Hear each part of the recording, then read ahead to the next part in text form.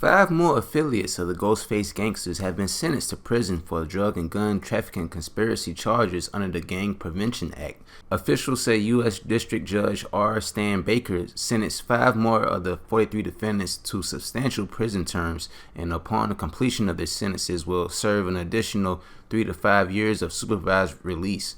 To date, 21 defendants have been sentenced for their roles in the criminal conspiracy. Now, of those sentenced of last week was 47-year-old David Makovsky of Augusta, Georgia. He was sentenced to nearly 24 years in prison, 165 months for conspiracy to possess with intent to distribute 50 grams or more of methamphetamine, and 120 months for being a prohibited person in possession of a firearm. Makovsky was the leader in the drug conspiracy. Now, also sentenced was 26-year-old Joshua McNeely of Savannah. He was sentenced to 210 months in prison for conspiracy to possess with intent to distribute 5 grams or more of methamphetamine.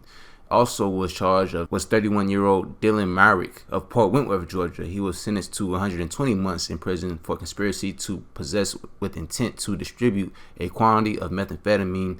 As a violator of the Ghostface Gangsters, Myrick's job was to collect drug debts, settle disputes, and assault those believed to be enemies of the street gang. Also was charged was 37-year-old Crystal Wilson of Bloomingdale, Georgia. She was sentenced to 65 months in prison for conspiracy to possess with intent to distribute a quantity of methamphetamine. And also 27-year-old Carrie Neely of Statesboro, Georgia was sentenced to 24 months in prison for conspiracy to possess with intent to distribute a quantity of methamphetamine. And if you haven't seen the previous video that I've done about the Ghostface Gangsters, I'll put that video in the link in the description box. But that's all the news for right now. Any other updates about this case, I'll let y'all know as well. But that's it. Stay blessed.